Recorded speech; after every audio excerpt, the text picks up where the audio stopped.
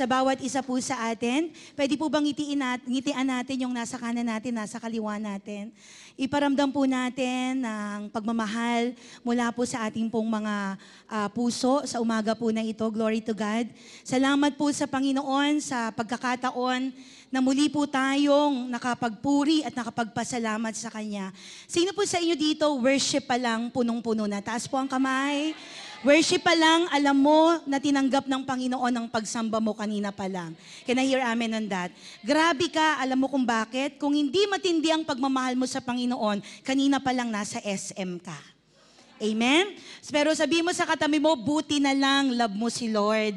Kasi nandito ka ngayon. Palakpakan mo nga ang katabi mo, yung nasa kanan mo at nasa kaliwa mo, kasi ang pagmamahal na meron siya sa Panginoon ay ganun na lang po. Can I hear amen on that?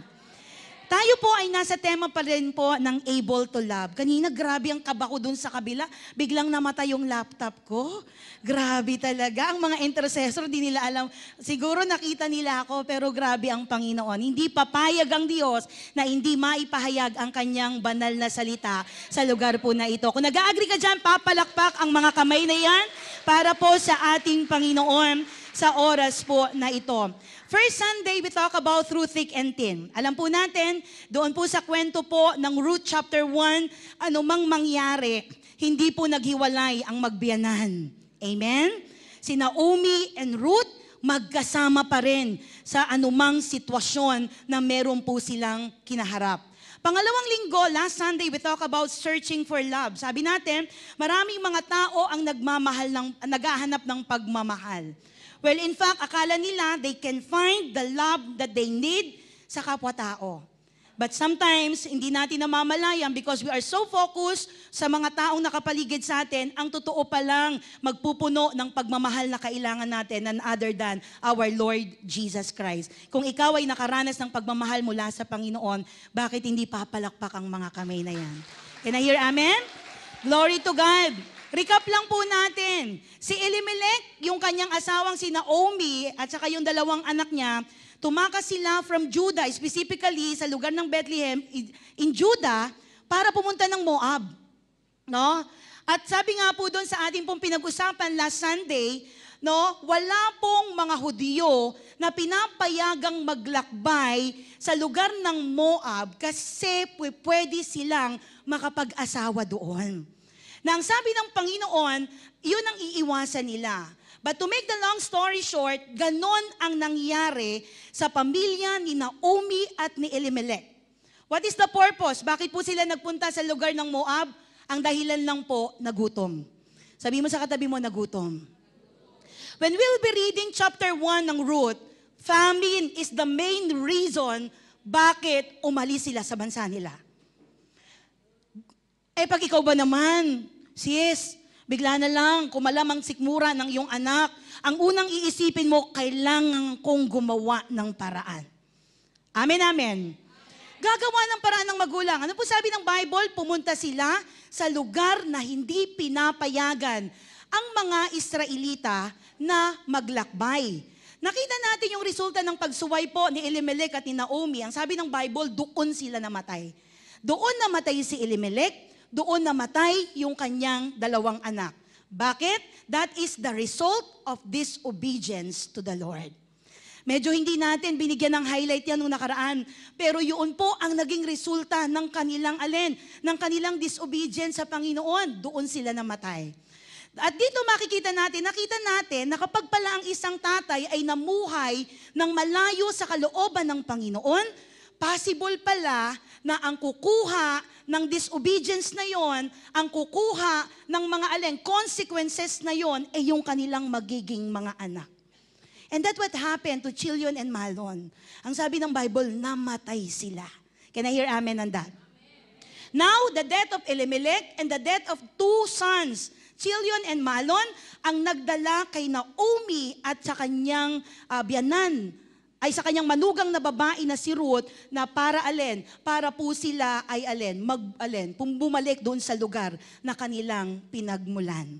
No? Sabi ng Bible, nagbalik saan? Sa Judah. Specifically, nagbalik sa Judah itong si Naomi at itong si Ruth. Now, tingnan po natin yung Ruth 3 verse 11 and we will focus on chapter 3 sa umaga po na ito. Pwede po ba tayong lahat ay tatayo as we give glory and honor, no, as we read the word of the Lord this morning? Ang sabi po, sabay-sabay po nating basahin. And now, my daughter, don't be afraid. I will do for you all you ask. All the people of my town know that you are a woman of noble character. Tayo pong lahat ay yuyuko at manalangin sa umagang ito. Ama naming Diyos na makapangyarihan sa lahat, kami ay nagpupuri at nagpapasalamat sa iyong kabutihan at katapatan sa amin pong mga buhay. Lord, kanina pa lang naranasan namin ang katapatan at kabutihan mo. Bago kami makarating sa lugar na ito, napakadaming mga pangyayari. But God, we thank you, for you are good. We thank you for you are faithful. Kasi ikaw ang Diyos na hindi nagbabago noon, ngayon at magpakailanman. Narito po kami, Panginoon, ngayong umaga to study about your word. We pray for the wisdom that coming from heaven. Ang aming panalangin, salita mo ang maririnig sa umagang ito at hindi salita ng tao. Holy Spirit, continue to take charge today. May your name be honored and glorified. In the matchless name of Jesus, we pray. Amen and amen. Upo po tayo nang may ngiti po sa ating mga labi sa umaga po na ito. Glory to God. Love is possible for you and through you if we realize one thing. No? Love is possible or we are able to love if we realize one thing. Ito po ay alin? Love is an act of the will, not the emotion. Possible daw po na tayo po ay magmahal kung ang pangunawa natin sa pag-ibig ay alin, gawa ng kalooban at hindi lamang ng emosyon. Amen, amen. Totoo po ba pag nagmamahal ka, minsan kahit wala nang dahilan para mahalin, mahal mo pa din? Totoo po ba pag sinabing mong mahal kahit paulit-ulit, mahal mo pa din? Tama po ba? Totoo po ba pag sinabi nating mahal natin ang isang tao, hindi na lamang po ito, meron kang naramdaman. Pero kaakibat ng pagmamahal na ito, yung tinatawag na responsibilidad. Mahal ko to, tigas ng ulo ng asawa ko, pero dahil mahal ko siya, pag gabi, pag natutulog na siya, ililehans ko yung ulo niya. Sino po sa inyo mga nanay dyan na nililehans yung ulo ng asawa niya? At tigas ulo nito, Lord, grabe, tagal na. Tama po ba? Pero alam niyo po mga magulang at mga kapatid, pag mahal mo, kaakibat ng pagmamahal, responsibilidad. Hindi lang yung kinilig. Sino po sa inyo dito nag-date nung 14? Taas ang kamay. Ano? Alam niyo po, hindi lang yan yung basta kilig. Sabi nga, you will be able to love if you will know that love is an act of will. Ibig sabihin, pinipili mo at pinipili ko na magmahal kahit hindi ko na nararamdaman. Kasi bakit? Emotion ay sinungaling. Pastora, baka mamaya wala na pala talagang love. I need to decide. Hello? No? Yung passage po ng Ruth 3 is a beautiful portrait ng human love. Bakit? While we can feel love, no, the pillars of true love are all actions or acts of the will. Ibig sabihin, kaya mong magmahal kasi alam niyo po yon, ang pinagmulan ng pagmamahal, walang iba kundi ang Diyos na buhay. Can I hear amen on that? Kung naniniwala ka dyan, papalakpak ang mga kamay na yan para po sa ating Diyos na buhay. Now, let's talk about, because this chapter 3, meron pong mga events. May tatlong events po ang chapter 3. Ang number 1 po na event or pangyayari sa chapter 3, nagkaroon ng proposition. Can we say the word proposition? No? Nagkaroon ng proposal, in short. Nagkaroon ng suggestion. No? May idea si Naomi na naisip at pagkatapos binaba niya yung idea niya dito po sa kanyang daughter-in-law. No? Sabi nga, because in their custom, kailangang pakasalan ng isang kamag-anak ang isang balo para yung kanyang line, no, yung kanyang linya, yung kanyang lineage ay hindi po maputol. Ang tawag po sa Tagalog nung pagsalo is kamag-anak tagatubos. Amen po ba tayo dyan? No? Kailangan magkaroon ng kamag-anak tagatubos na magre-redeem sa pagiging widow mo. So kung ako pala ay namatayan ng asawa, kung ako ay nasa custom nila or sa belief nila, ang kasunod nun, kung may kapatid yung asawa ko, yung kapatid ng asawa ko ang magiging asawa ko. Para hindi maputol yung linya. Ano po sabi ng verse 1? Babasahin po nating lahat. 1, 2, ready, begin. Isang araw ay kinausap ni Naomi si Ruth. Sabi niya, anak, kailangang ihanap kita na magiging asawa upang magkaroon ka ng sariling tahanan. In this passage, nagkaroon po ng concern si Naomi kay Ruth. The word is concern. No? At ang concern niya na ito, sinabi niya po kay Ruth. No? At dito makikita natin, alam po kasi ni Naomi na para magkaroon ng relationship itong dalawang taong ito, kailangan ng spark para mag-apoy. Can I hear amen on that? Kailangan ng spark. Because she was concerned, nagbigay siya ng alin? Pangalawa, ng advice or ng counsel. No? Dahil may concern siya, anak, gusto ko magkaroon ka ng mapapangasawa. Ang gusto ko, hindi lamang ikaw maging balo panghabang buhay. Total, sumama ka sa akin, ang gagawin natin ngayon, may plano ako. And that's the truth. No? May plano po siya. Sabi natin last Sunday, in chapter 2, walang ginawang any action si Ruth. Tama po ba? Nung pinipreach ni Pastora Melissa, ano sabi natin? Nagtrabaho lang siya ng nagtrabaho doon sa field. Pero napansin siya ni Boaz. Pero alam niyo po, gusto kong basagin po, yung pagdating ng chapter 3, may trinabaho na siya. Eto na po, tignan po natin. Because she was concerned, nagbigay siya ng guidance. Nagbigay siya ng counsel. Ano po sabi ng verse 2 down the line? Sabi dito, natatandaan mong sinabi ko sa iyo noon, kamag-anak natin si Boaz. Mga manggagawa niya ang mga kasama mo sa bukid. Ngayon, makinig kang mabuti. Eto na ang biyanan, may plano. No? Makinig kang mabuti. Magpapag-iik siya ng sibada mamayang gabi. Ito ang plan. Kaya't maligo ka. Magpabango ka. At isuot mo ang pinakamaganda mong damit. Tama po ba? Pag may plano, magtutoothbrush, magpapabango, magre-ready, magpapalakas. Ito na. Tingnan natin kung ganun talaga ang nangyari. Ngunit huwag mong ipaalam na naroon ka hanggang sa makakain at makainom si Boaz. In verse 4, ano po sabi ng Bible? Tingnan mo kung saan siya matutulog. Lumapit ka, iangat mo ang takip ng kanyang paa, at mahiga ka sa may paanan niya. Sasabihin niya sa iyo ang nararapat mong gawin. In this passage, Naomi offered 2 tips. Ano sabi niya? First, she told her to fix herself up. Maglinis ka, maligo ka, mag-ayos ka. Sabihin mo sa katabi mo, maglinis, maligo, mag-ayos, magdamit ng maganda. Tama po ba? Yun ang una niyang suggestion. No? Kailangan niya na para bang sinasabi ni Naomi kay Ruth, Ruth, nangangahulugan, kailangan mo tong gawin kasi kailangan ng tanggalin ang damit ng pagdadalamhati. Patay na yung anak ko, mag-move on ka na. Patay na yung anak ko, mag-go ka na. Kailangan mo nang kalimutan. Ito po ay pagpapahiwatig na siya ay tapos na sa pagluluksa at handa niya nang ipagpatuloy ang kanyang buhay. No? Kaya nga po dito makikita natin, sino po mag-a-agree po sa akin at naniniwala, hindi ka magkakaroon ng bagong simula kung patuloy kang titingin doon sa nakaraan. Sabi mo sa katabi mo, move on. Very, very hard. Tama po ba?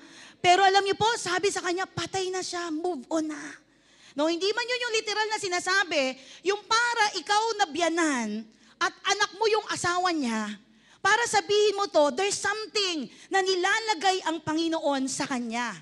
Pangalawa na tip si Naomi sa kanya, Naomi told her to note the place where he is lying. Sabi niya, tandaan mo. Wag mong, sabi niya, tignan mo kung saan siya matutulog. Tignan mo kung saan siya hihiga. Then go and uncover his feet and lie down. Tanggalin mo yung nakatakip sa paa niya. Doon ka matulog, humiga ka. Ayun po yung sabi ng biyanan niya.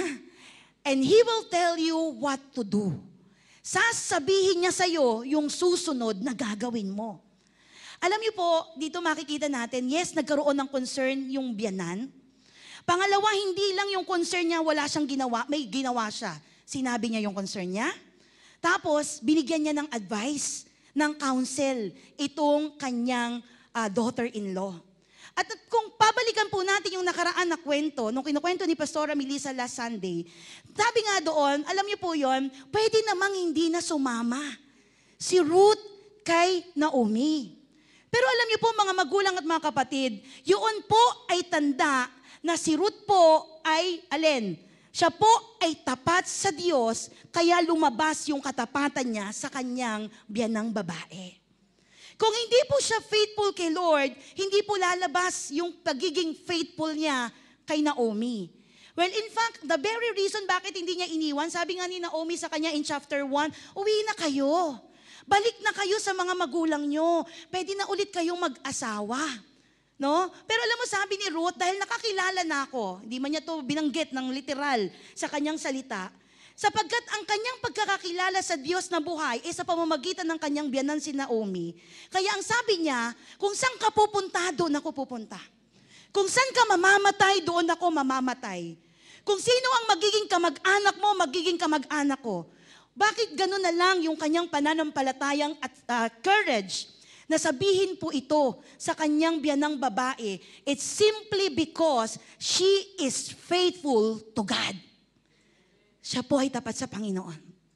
Alam niyo po yon, kahit ano gagawin niya, makasama lang niya yung nagpakilala sa kanya sa Diyos. Walang iba kundi si Naomi na kanyang mother-in-law. Amen. Concern? Nagbigay ng counsel? Tignan po natin, what will be Ruth's response? Doon po sa ginawa niya na yon, ang naging response niya is compliance. She comply. No? Sabi po ng verse 5, sumagot si Ruth, gagawin ko pong lahat ang inyong sinabi. Even here, in this passage, we see a unique and trusting relationship between Naomi and Ruth. Ganun na lang po ang kanilang pagtitiwala sa isa't isa sapagkat sinabi niya, gagawin ko pong lahat ang inyong sinabi. Alam niyo po, pag wala kang tiwala sa isang tao, hindi mo susundin yung sasabihin niya. Amen, amen. Well, in fact, ang daling ipasok sa tenga yan at ang daling ipalabas po dito. Pero pag may trust ka sa taong nagsalita, I wanna tell you, gagawin niya kung ano yung sinabi ng taong nagsalita. Eto na, tignan po natin. Let's proceed to the presentation. What will be the climax of this story? Ano po ba yung nangyari po dito? No? Concerning this meeting, there are some things we need to understand. Kailangan po nating maunawaan at maintindihan. No? In verses 6 and 7, ang sabi po dito, nagpunta nga si Ruth sa giikan upang isagawa ang lahat ng sinabi ng biyanan. Verse 7, masaya si Boaz matapos kumain at uminom. Maya-maya't nahiga siya at natulog sa tabi ng bunton ng sebada. Marahang lumapit si Ruth, inangat ang takip ng paa ni Boaz at nahiga sa paanan nito. Ang unang bagay po na gusto ko pong makita natin in this story, nagkaroon ng unusual practice. Nagkaroon ng di pangkaraniwang practice ito pong biyanan po na ito. There was nothing immoral or indecent po about this custom. Kaya lang po nila ginawa ito, it's simply the woman's way of letting Boaz know that she was interested in marriage. Kaya niya po ginawa para lang sabihin kay Boaz na ako interesado akong magpakasal. Hello, may kausap po ba ako ngayon? Men still need a little prompting, lalo na kapag po ang lalaki po ay torpe. Tama po ba? Kailangan ng push. Kailangan ng pag-udyok. Tama po ba? Pero alam niyo po mga magulang at mga kapatid, nagkaroon ng unusual practice. Pagdating ng verses 8 and 9, ano po sabi? Basahin po natin ng sabay-sabay. 1, 2, ready, begin. Nang maghahating gabi, nagising si Boaz. Nagulat siya nang may nakitang may babaeng nakahiga sa paanan niya. Verse 9, 1, 2, ready, begin. Sino ka? Tanong niya. Si Ruth po, ang inyong lingkod. Sagot ng babae. Isa kayong kamag-anak na malapit, kaya dapat ninyo kong kalingain at pakasalan. Dito po sa pangyayaring ito, nagkaroon ng number 2. And that is unusual proposal. Kanina sabi natin nagkaroon ng unusual practice kasi hindi pwedeng ginagawa ng babae na siya ay hihiga sa paanan ng lalaki nang walang any motives. Amen, amen. Pangalawa, that's unusual proposal, babae ang nag-propose. Sa panahon po natin, sino po ba dapat kailangan mag-propose? Lalaki. Tama po ba? Pero meron na po ngayong babae din nagpo-propose, tama po ba? At sa custom natin, parang binabali na yon. At tingnan po natin, in chapter 2 last Sunday, no, sabi nga ni Pastora Melissa, hindi nagparamdam. Hindi nagparamdam si Ruth, instead nag-work hard siya. Nagtatrabaho lang siya. Sabi ng Bible, nung nakita siya ni Boaz, no, tinanong niya sino yung babae yon. Sabi ng kanyang alipin, yung babaeng pong iyon, kasama po yan ng kanyang biyanan. Hindi niya, tapos kunento nung alipin, kung ano ang nangyari. Kaya humanga agad siya dito kay Ruth. Pero ang sabi ng Bible, wala siyang ginawa during that passage. Pero ngayon, in this chapter, she stated her intention. At ang intention niya, sabi niya, isa kayong kamag-anak na malapit, kaya dapat akong kalingain at pakasalan. Ang nagbigay ng proposal ay isang babae. No? Nang magising po si Boaz, mula sa kanyang pagkakatulog at ang kanyang pagkabigla, no, sa isang babaeng nakahiga sa kanyang paanan, grabe, gano'n na lang. Bakit? Sino ka? Tanong niya. Sabi ni Ruth, no, isa po kayong kamag-anak. No? Isa po akong ako po ito, inyong lingkod. Sabi niya gano'n, isa kayong kamag-anak na malapit sa asawa ko or no? Pag sinabing close relative, comes from the Hebrew word goel, na ang ibig sabihin ay King's Redeemer. No? Sabi natin kanina, kailangang magkaroon ng kamag-anak taga-tubos. At alam po iyon ni Boaz. And according to Mosaic law, kingsmen, ang ginagawa po nito, had a responsibility to marry Ruth to preserve the inheritance of Elimelech. Kasi pag hindi niya ginawa, putol na ang inheritance, putol na ang lahi ni Elimelech.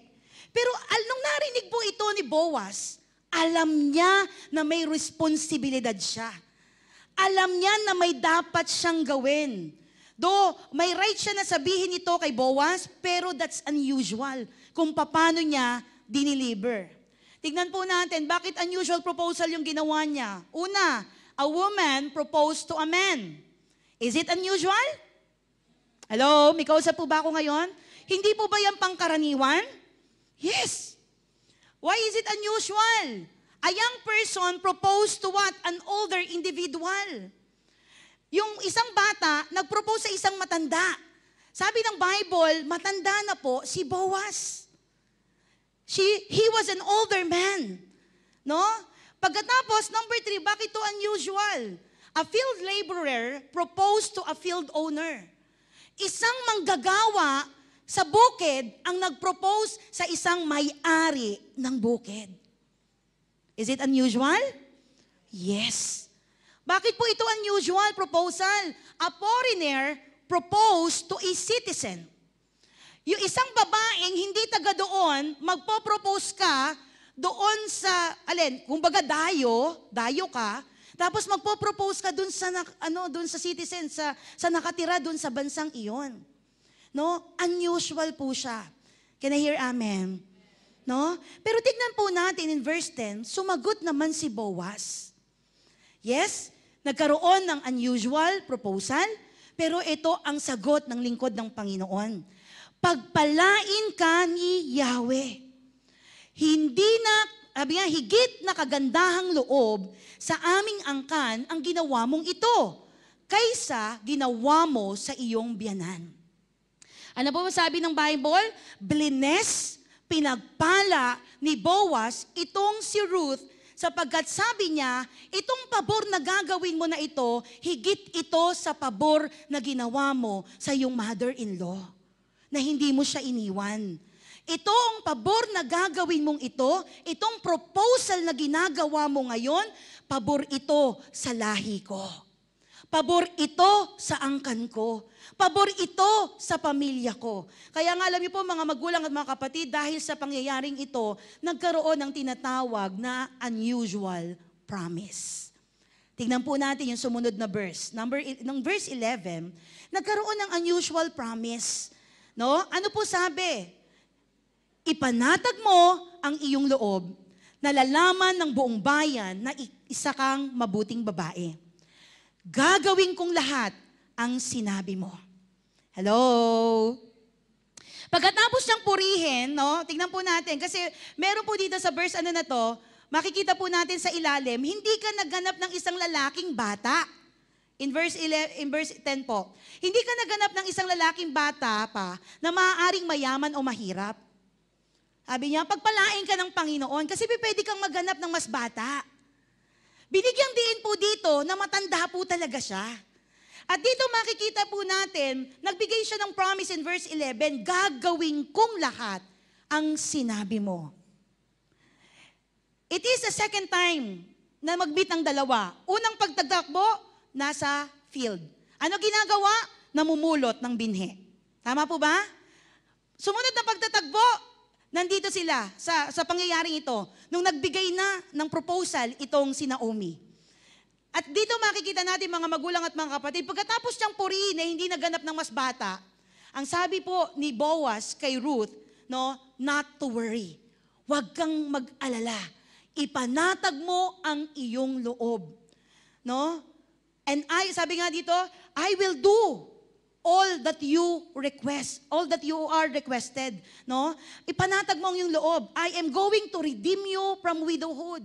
I-redeem kita, no? Huwag kang mag-alala. Tatanggalin kita sa pagiging balo, no? Dito makikita natin mga magulang at mga kapatid, only love can blind a man in that way. It is the second time around na nag-meet kayo, yet sasabihin mo, okay, gagawin ko yung gusto mo mangyari. Hello? Ako po naniniwala, it is a divine appointment from God. Wala pong gagawin ng babae, wala rin gagawin ng lalaki. Well, in fact, meron lang, meron lang prompting na ginawa ang biyanan. Hello, may kausap po ba ako ngayon? It is an unusual promise. In verse 12, eto na. Tignan natin kung ano sumunod na nangyari. Totoo ngang ako'y malapit ninyong kamag-anak. Ang nagsasalita si Boaz. At may tungkulin sa iyo. Ngunit may isang mas malapit na kamag-anak kaysa sa akin. Lumabas na yung pang-apat na letter P, nagkaroon ng unusual problem. No? Nagkaroon ng problema. That is number 4 nating point. Anong problema? Sabi niya, oo, malapit akong kamag-anak. But the problem, may mas malapit pa sa akin. Hello? May kausap po ba ako ngayon? Yes, pwede kitang pakasalan. Pero bago ako, merong mas. Hello? May kausap po ba ako ngayon? Ako, pwede kong gawin yung responsibilidad ko sa'yo kasi alam niya. Nung nag-propose na itong babae, alam niya may responsibilidad siya. Magiging kamag-anak taga-tubos siya. Magiging kingsman redeemer siya. Pero sabi niya, bago ako, meron. Ayaw ba niya? Hello? May kausap po ba ako ngayon? Is it ayaw ba niya? Tingnan po natin, ano po sabi ng verse 13? Dito ka muna hanggang madaling araw. Bukas ng umaga, aalamin natin kung pakakasalan ka ng lalaking sinasabi ko. Eto na. Kung hindi, ipinapangako ko kay Yahweh, ang buhay na Diyos, na gagampanan ko ang tungkuling ito. Matulog ka na nga muna ngayon, sabi po ni Boaz. So legally, there was another man could have served as what? As Goel. May isang lalaki na pwedeng mag-serve bilang kamag-anak taga-tubos. Mga magulang, tingnan nyo po pwede namang hindi niya nabanggitin yon. Hello? May kausap po ba ako ngayon? Pwede naman niyang hindi nabanggitin yon. May malapit na kamag-anak, pwedeng hindi niya nabanggitin yon. Bakit? Ito na, babae na, may mapapangasawa na siya. Hello? Pero bakit niya, ba't gano'n na lang yung pagrespeto niya? Before me, merong mas malapit. Bago ako, may pwedeng mas maging kinsman redeemer sa'yo. Pero alam niyo po, kaya niya po ginawa iyon. It's simply because, yes, may problema to. May problema tayong kinakaharap ngayon. And the problem is, may mas malapit. Para bang sinasabi ni Boaz, gusto kong ipaalala sa iyo that my love is greater than this problem. Tamang may problema. Pero yung pagmamahal, hindi na galing sa akin, yung galing na sa Diyos yun. Hello, may kausap po ba ako ngayon? May problema sila, pero alam niyo po, nakita ko, unselfish love ang meron si Boaz. Kasi pwede niya nang angkinin. Akin na to, ha? Wala nang ibang magiging kamag-anak taga-tubos dito. Tama po ba? Pero ang sabi niya, meron pa sa akin. Pinapakita lang po dito na meron siyang unselfish love. At pansinin po natin, nagbigay siya ng panata sa harapan ng Panginoon. Anong sabi niya? Sa harapan ng Diyos, sa harapan ng Panginoon, gagawin ko.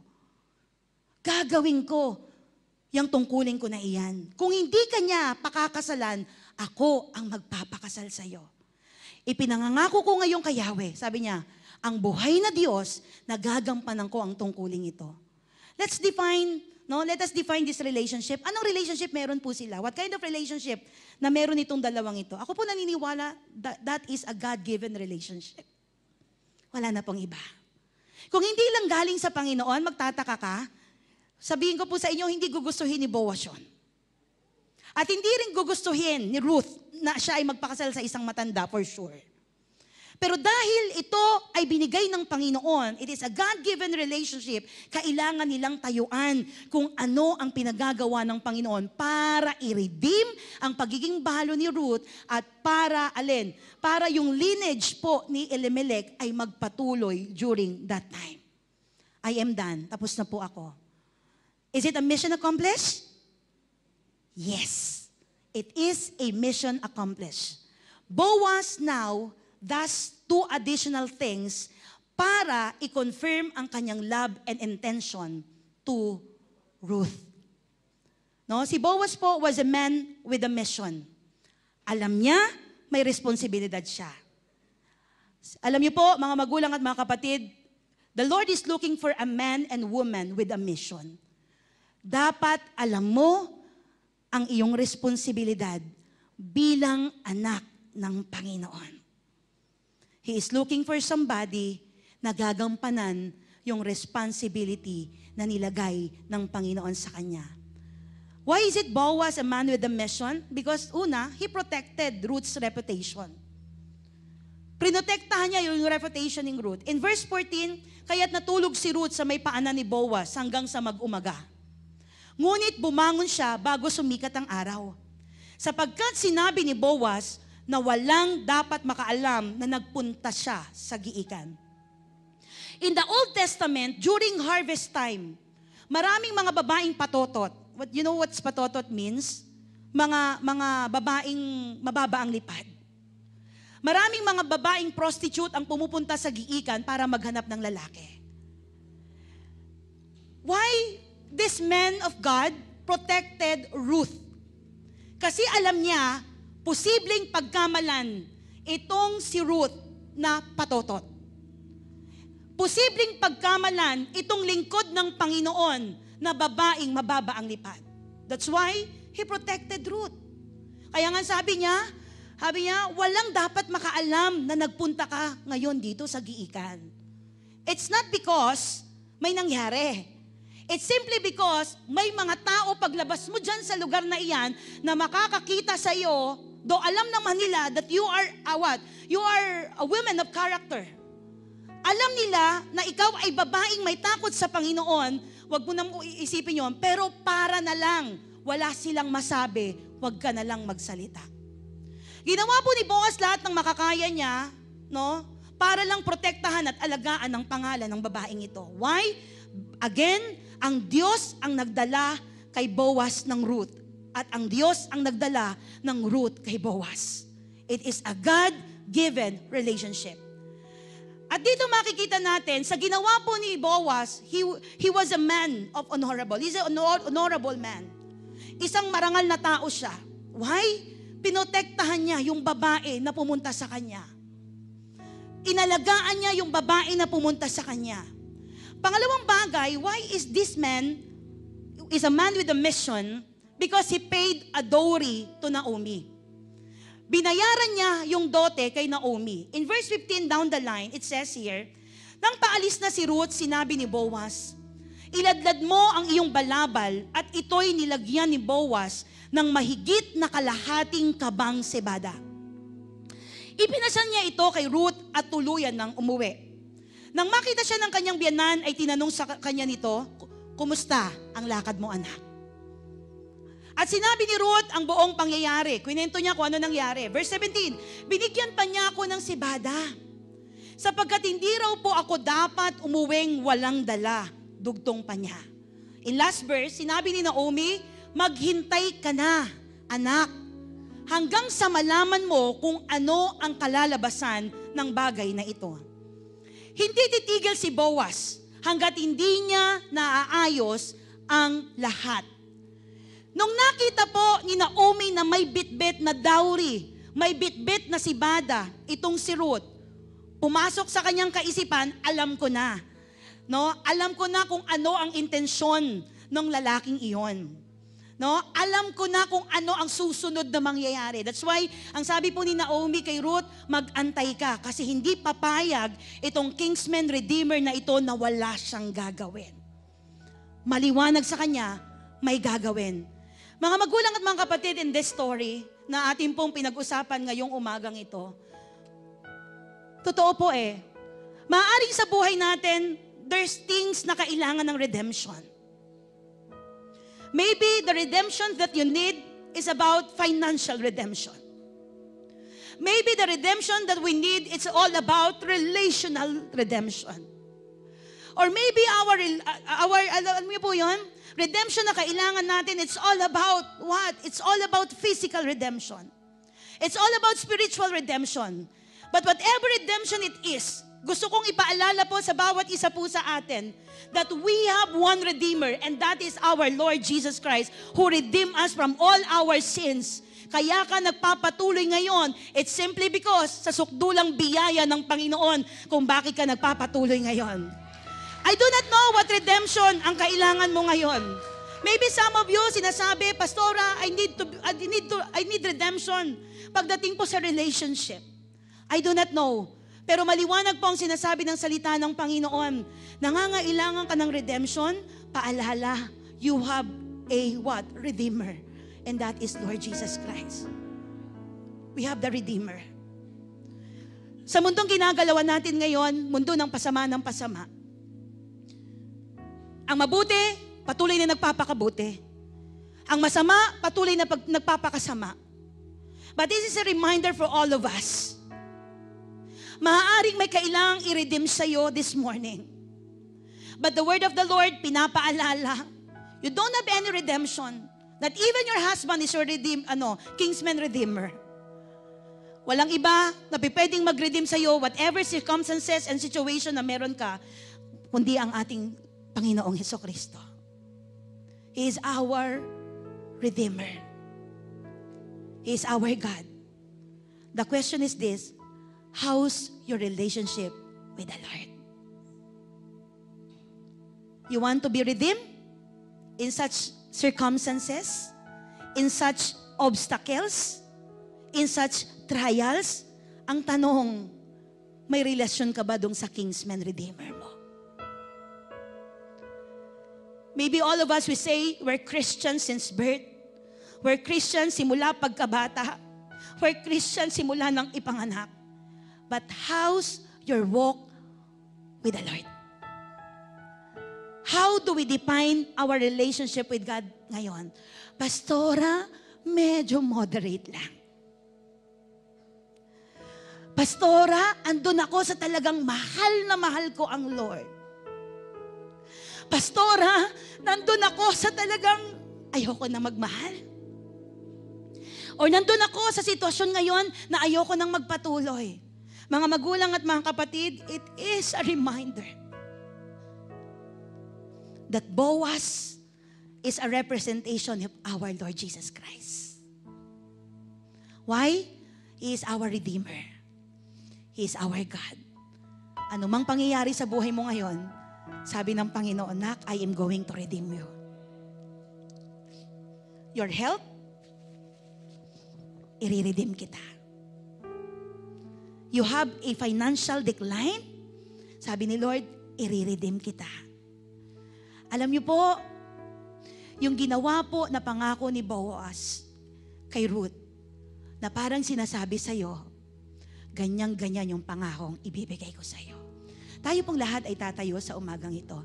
And let's continue to contemplate the goodness of God. Totoo, sukdulang biyaya ng Diyos ang dahilan kung bakit po tayo nandito ngayon at nagpapatuloy sa ating pong mga buhay. Sukdulang biyaya ng Panginoon ang dahilan kung bakit po ikaw at ako andito ngayon, nakatayo for the glory of God. Naghahanap po ang Panginoon ng isang babae at ng isang lalaking magsasabi, "Lord, kailangan kita." Panginoon, kailangan kita, not only in this aspect, but kailangan kita sa lahat ng aspeto ng buhay ko.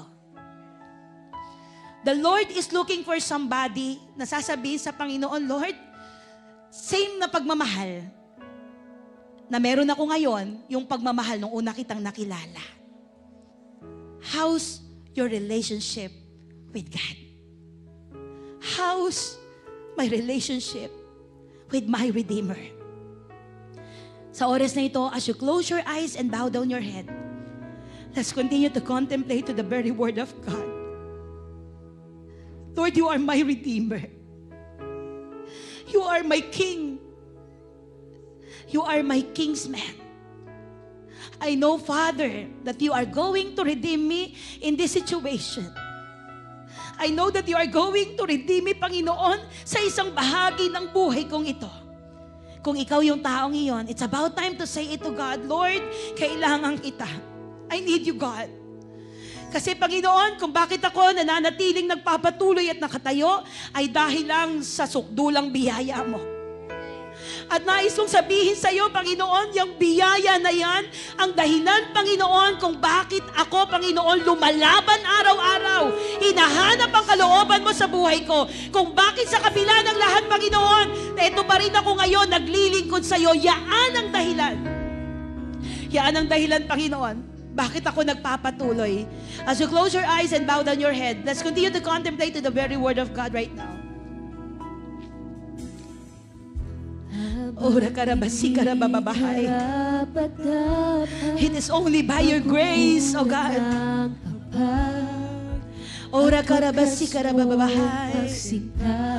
Oh, hallelujah. Let's continue to seek the face of God this morning. Habang walang kakayanang masuklian ka na mabuti sa lahat mong ginawa.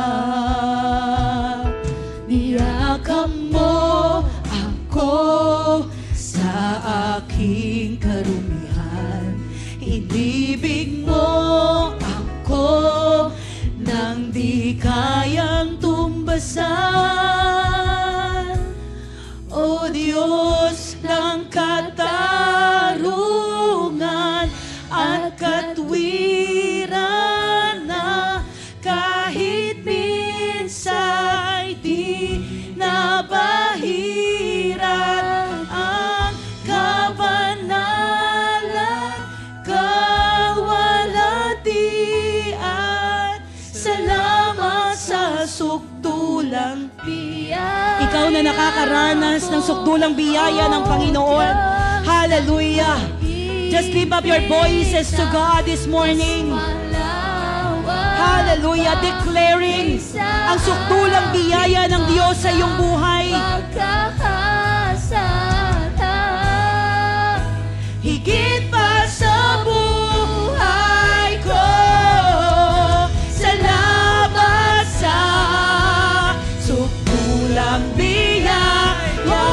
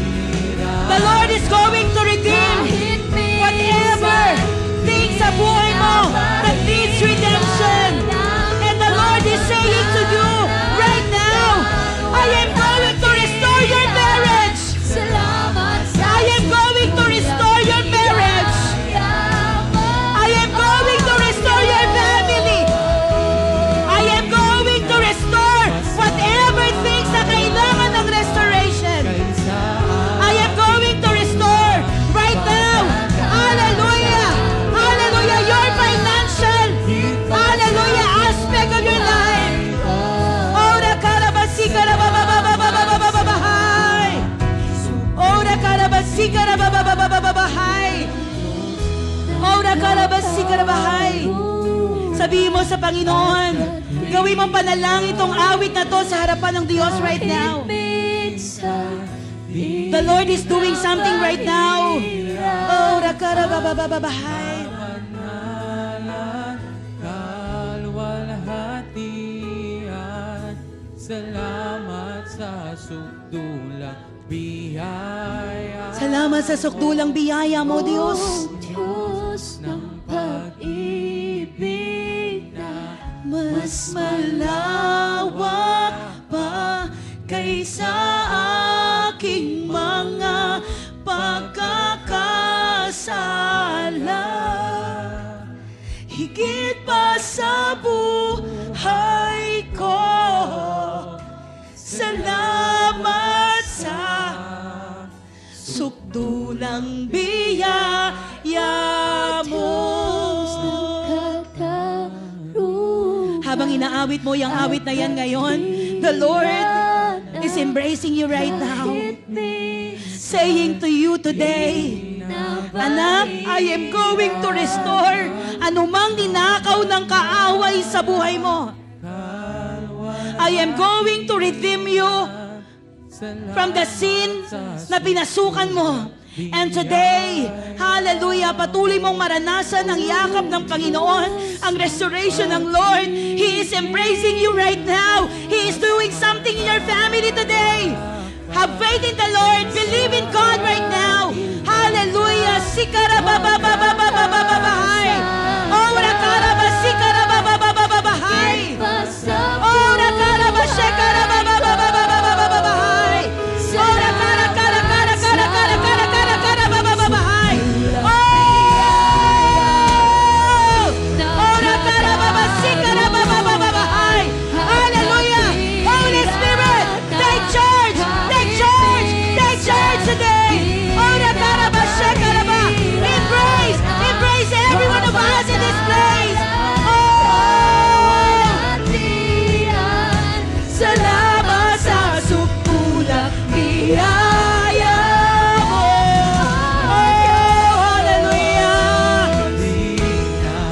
Mas malawak pa kaysa aking mga pagkakasala. Higit pa sa buhay ko, salamat sa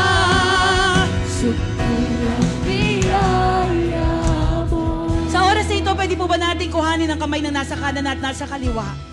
Hallelujah. Iparamdam po natin yung pagmamahal mula sa Panginoon as we pray for one another right now. We do not know. Bago yan pumunta sa lugar na ito, hindi po natin alam yung kanilang iba't ibang sitwasyon.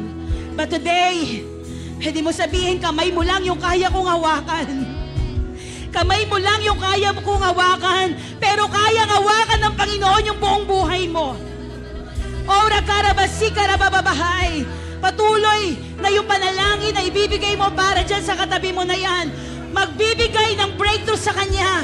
Magbibigay sa Kanya ng redemption, ng redeeming power ng Panginoon. Mararanasan niya sa buhay niya. Come on, church, as you pray for one another right now. Hallelujah. Come on, let's pray. Sikarabahay. Ora karabasi karabahay. Lord, hindi ko alam specific na pangangailangan ng katabi ko na ito. Hindi ko alam, Panginoon, ang specific na dalangin niya ngayon. But God, today, we're asking for your redemption. We're asking, Panginoon, for your redeeming power to move in her or him right now in the mighty name of Jesus. Ora karabasi karababahay. Punuin mo na panalangin ang lugar na ito. Ora karabasi karabababahay.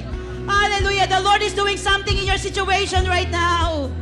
Hallelujah. Maybe you are in the hopeless situation today. The Lord is going to redeem you. Ora karababahay. He's going to restore whatever things na ninakaw ng kaaway sa iyo. He's going to restore you today. Have faith in the Lord. Have faith in Jesus right now. Hallelujah. He is in control. God is able. God is able. He can do impossible things to become possible. Ora karabasi karababahay. Ora karabasi karababahay. Hallelujah. There's gonna be breakthrough. There's gonna be breakthrough today. Breakthrough. Ora Rakarabasikarabahay. In our relational situation. Hallelujah. There's gonna be breakthrough when it comes in finances today. There's gonna be breakthrough when it comes, hallelujah, in physical aspect of our lives. Ora karabasikarababahai. Ora karabasikarababahai. Hallelujah. Those who have faith in the Lord, those who have faith in the Lord, we continue to believe. We continue to believe. Hallelujah. We continue to hope. Hallelujah. For God who gave us promises. Ang Diyos po na nagbigay sa atin ng pangako ay Diyos noon, ngayon at magpakailanman. And He never fails. Hallelujah. Gagawin ng Diyos anuman ang kanyang sinabi. I-accomplish ng Panginoon anuman ang kanyang sinimulan. Church, today, have faith in the Lord. I'll give you a minute to pray. Hallelujah. Declaring your faith in Jesus right now. Declaring your faith in Jesus right now. You can say to the Lord, Lord, you are able. You are able with my situation. You are able, Panginoon, for these circumstances. You are able, God. You are able, God. You can do impossible to become possible. Oh, nakarababababababababay. You are able. You are able. Oh, nakarabasikarababahai. Hallelujah. Hallelujah. Oh, nakarabasikarababahai. Hallelujah. Oh, we praise your name. Oh, nakarabasikarabahai. Oh, hallelujah. We put our hope in you, Lord God.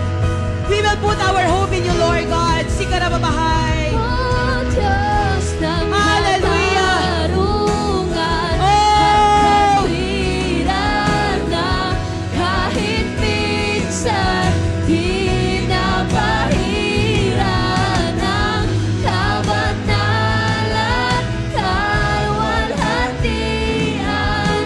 Salamat sa sukdulang biyaya mo, Diyos.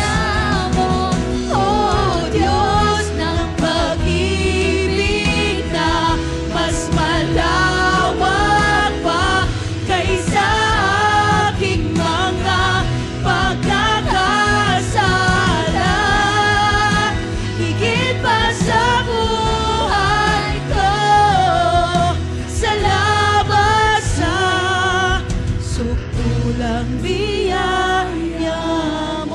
Lahat na nakaranas ng sukdulang biyaya ng Panginoon, magtataas ng kamay sa Panginoon. Lord, maraming salamat sa umagang ito.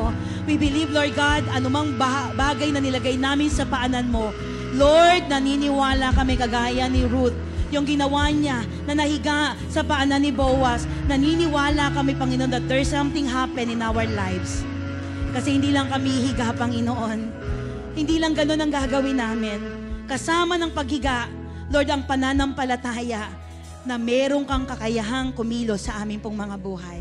Father, we thank you for this morning. Patuloy ka naming niluluwalhati sa umagang ito. Let's continue to receive the prayer of blessing today. The Lord bless you. I receive.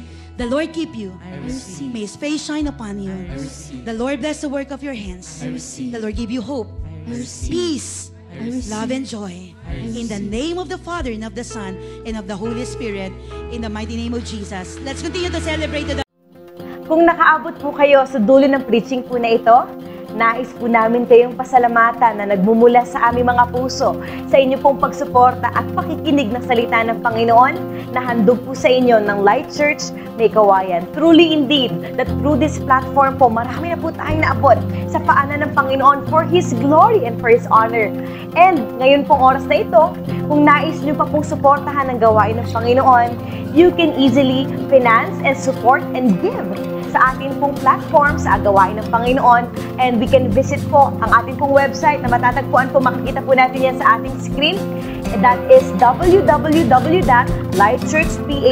www.lightchurchph.org/give. At makikita po natin doon yung ways of giving po natin to support and finance the kingdom of God. Or naman, pwede po tayong manood ng ating pong mga live stream. Meron po tayong worship Sunday services po every Sunday.